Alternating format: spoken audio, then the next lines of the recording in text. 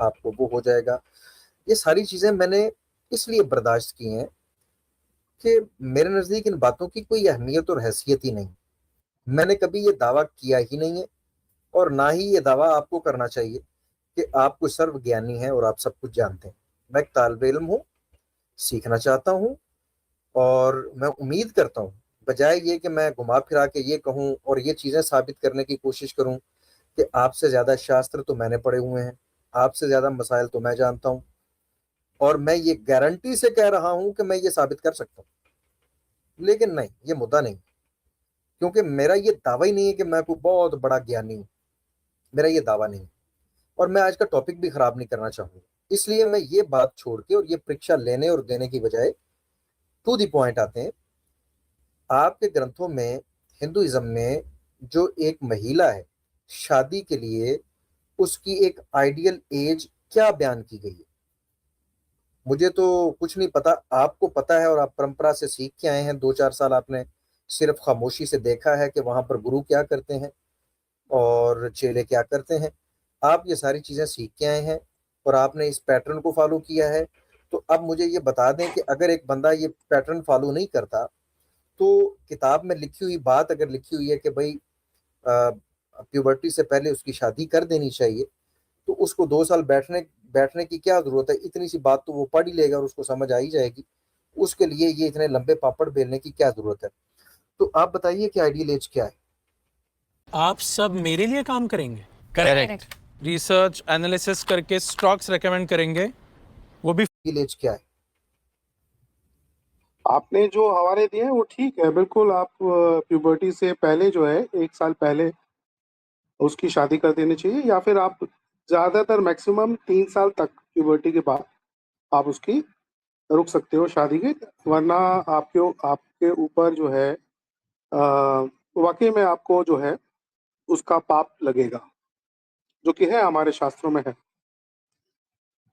मनुष्य शास्त्र सबसे पहले मनुस्मृति में है। जी बताइए। मैं आपका शुक्रगुजार हूँ। इसमें मैंने हवाला जात दिए, महाभारत से दिए, मनुस्मृति से दिए, पद्म पुराण से दिए, और स्कंद पुराण से भी हवाला दिया। मैं इस मामले में आपको अप्रिशिएट करता हूँ कि कम अज कम जलेबी बनाने की बजाय आपने ये फरमाया कि ये बात ठीक है, आप ठीक कर रहे हैं।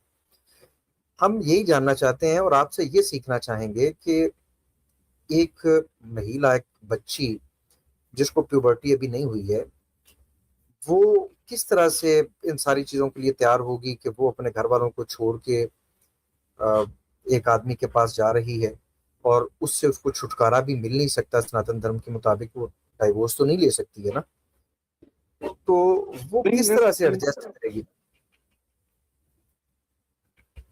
ले सकती है। वो कैसे एडजस्ट करेगी? आपको ये ठीक लगता है? कैसे एडजस्ट करेंगे मतलब? मतलब ये कि क्या आप समझते हैं कि वो फिजिकली और मेंटली फिट होती है, वो बच्ची जो अभी प्यूबर्टी को नहीं पहुंची है? देखें, जो शास्त्रों में लिखा हुआ है वो ये लिखा हुआ है कि एक लड़की चौथे साल तो खुद ढूंढ लेना। 3 साल तक हाँ। वो सब्र कर सकती है, चौथे साल उसको चाहिए खुद कोई बंदा ढूंढे और उससे शादी कर ले। हम्म। लेकिन बात असल ये है कि वो प्यूबर्टी से पहले उसके घर वालों को उसकी शादी कर देनी चाहिए। हम्म। ये जो प्यूबर्टी है, बाज दफा तो देखने में ये आ रहा है कि ये 6 साल, 7 साल, 8 साल, मतलब कोई आठ एक आठ फिक्स। साल के आसपास, 8-9 साल के पास आसपास होती है। हाँ, हाँ, अमूमन ऐसे होता है, लेकिन कम भी हो जाती है। तो मुझे तो ये ज्यादा भी हो बताएं जाती कि है, कभी कभी 14 भी हो जाती है, कभी हाँ, कभी। ज्यादा, बिल्कुल ज्यादा भी हो जाती है। तो ये कैसे तय करेंगे कि अब इसको प्यूबर्टी होने वाली है और इसकी शादी कर देनी चाहिए पहले इसके कि इसकी प्यूबर्टी इसको वो इसकी एज आ जाए? ये है कि आपको जो है लड़के को इसके लिए वर जो है आपको देखना शुरू कर देना चाहिए। मतलब कि 8 साल से पहले आपको वर को देखना शुरू कर देना चाहिए, जैसे होता भी था हमारे पुराने ज़माने में। आजकल नहीं होता है, क्योंकि आजकल हमारे आचार्यों ने थोड़ा-सा उसको बदल दिया है। क्योंकि हमारे यहाँ जो मनुस्मृति जो है, हम लोग मानते हैं कि स्मृतियाँ जो होती हैं, वो कोई सुन्नत की तरह नहीं है, या कोई एक महावाक्य नहीं है कि जिसको फ़ॉलो बिल्कुल करना ही करना है, चाहे कुछ भी हो। वो अ, देश काल के हिसाब से उसको हमारे जो आचार्य हैं, जो अलग-अलग परंपराओं के आचार्य हैं, जैसे शंकराचार्य हैं, हमारे रामानुजाचार्य हैं, इन सब परंपराओं के जो आचार्य हैं, वो भी अपने जो है आप्त वचन देते हैं। उनको भी जो है हमारा समाज फ़ॉलो करता है। तो आजकल के जो मॉडर्न एज जो आचार्य हैं, उन्होंने भी एंडोर्स किया है कि पुराने जो है 8 साल से पहले के देखने की ज़रूरत नहीं है। एज ऑफ कंसेंट को जो है करीब 15-16 के आस-पास ही लड़कियों को देखना शुरू कर देना चाहिए और शादी कर देनी चाहिए 18 साल तक।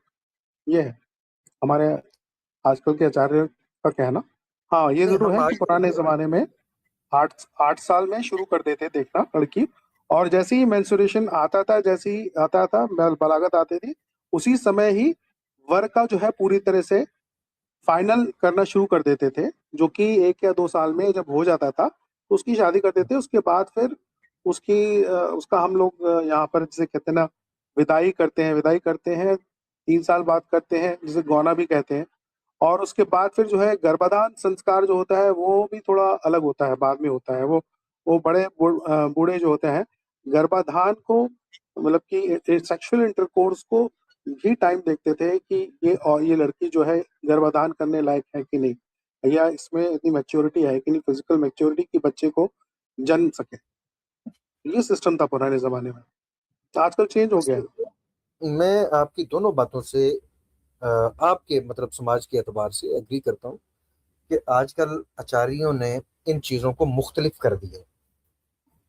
मैं सनातनी धर्म शास्त्रों की बात कर रहा हूँ, वो तो चेंज नहीं हुए। अगर चेंज हुए हैं तो समय के एतबार से आचार्य लोग चेंज हुए हैं, जो अब ये बातें कर रहे हैं। आपने इस बात को ऑन किया कि हाँ, सनातन धर्म में ऐसा ही है। मैं ये समझता हूँ कि ये जो स्केल है ना, शिलेश भाई, आ, मैं रिस्पेक्टफुली इससे डिसएग्री करता हूँ कि सिर्फ ये एक चीज काफी नहीं है कि अगर उसका एक पीरियड वाला सिस्टम स्टार्ट हो गया बच्ची का, वो अभी 6 साल की ही क्यों नहीं है, तो आप उसकी शादी कर दें। मैं इसको मुनासिब नहीं था। मैं ये समझता हूँ कि मेंटली ग्रोथ भी जो है वो जरूरी है। ये दो चीजें होनी चाहिए। ये सिर्फ एक चीज को देख के आप, बल्कि उससे भी पहले आपने कोशिश करनी है कि शादी कर दें, अदरवाइज आप गुनाहगार हो जाएंगे। और एक धार्मिक शख्स ऐसा ही करता है कि ये उसके पीरियड आने से पहले पहले शादी कर देता है। मैं समझता हूँ ये ज्यादती है। उसमें ना तो उसको कोई सूझबूझ है, और उसके बाद उस महिला के पास, बेचारी के पास चांस भी नहीं है कि वो दोबारा कोई डाइवोर्स लेके किसी और से शादी कर ले। जब ये चांस भी उसको नहीं दिया जाएगा, तो नहीं, चांस है। इतनी छोटी उम्र में उसकी ये शादी कर देना, ये कैसे मुनासिब है? आप इसको कैसे जस्टिफाई करते हैं? मिसाल के तौर पर अगर कोई 6 साल की उम्र में शादी कर देता है, तो क्या सनातन धर्म के अकॉर्डिंग उसने कोई अपराध किया है? On Ticker Tape, invest in US stocks starting from $1. की उम्र में शादी कर देता है, तो क्या सनातन धर्म के अकॉर्डिंग उसने कोई अपराध किया है? 6 साल में तो ज़्यादातर नहीं करते हैं। ज़्यादातर यही होता था कि प्रिस्क्राइब्ड ये था कि आप पहले मेंस्ट्रुएशन के आने तक वेट करें, और जैसे ही मेंस्ट्रुएशन आ जाए, आप जो है फिर उस लड़की के लिए वर देखना शुरू करें, और 2-3 साल के अंदर उसकी शादी कर दी जाए। ये सिस्टम रहता था पहले। तो जैसे-जैसे मेंस्ट्रुएशन आता था, उसी के हिसाब से किसी का 10 साल में मेंस्ट्रुएशन आ रहा है, तो फिर उसको 11वें 12वें साल में उसकी शादी कर देते थे। किसी का 12 में आ रहा है, तो फिर वो 13-14 में उसकी शादी कर देते थे। ये पूरा सिस्टम हमारे पुराने ज़माने में और आजकल 1 सेंचुरी पहले भी फ़ॉलो होता था। तो ये देखें, उस ज़माने में थिंग्स वर मच सिंपलर, इतनी ज़्यादा कॉम्प्लिकेटेड लाइफ़ नहीं होती थी। ये और देखें ना, मेंस्ट्रुएशन के बाद सुन लीजिए, मेंस्ट्रुएशन के बाद कि जैसे फिज़िकल चेंजेज़ आने शुरू होते हैं, बच्चों में आने शुरू हो जाते हैं, वो उनमें मर्दाना चीज़ें आनी शुरू हो जाती हैं, उसी तरह से औरतों में भी उनका डेवलपमेंट होता है काफ़ी। तो 1-2 साल के अंदर फिर वो they are ready for marriage, तो करना चाहिए। और उसके पीछे एक कारण भी यही था कि जितनी जल्दी हो सके शादी हो जाए, तो उससे जो है आदमी जो है इधर-उधर मुँह ना मारे, भटके नहीं, ये होता था उससे, फ़ायदा ये रहता था। देखें, इसमें ये नहीं है कि आपने कोई 3-4 साल इंतजार करना है। ये देखें, एक 24 साल का पुरुष है, मनुस्मृति चैप्टर नंबर 9 और टेक्स्ट नंबर 94 में लिखा हुआ है कि अगर एक 24 साल का पुरुष है तो उसको चाहिए कि वो 8 साल की लड़की से विवाह कर ले, ये आइडियल है। तो मुझे ये नहीं, बताएं नहीं, कि नहीं, ये लाजमी नहीं है कि आप उसको 12 साल तक लेके जा रहे हैं, जबकि ये जा नहीं रहा है 12 साल तक। नहीं, नहीं, ये ये आइडियल नहीं है। ये है तो सही है कि ये है ही नहीं है, नहीं, ये ये है, आइडियल नहीं है, तो लेकिन आइडियल क्या है? ये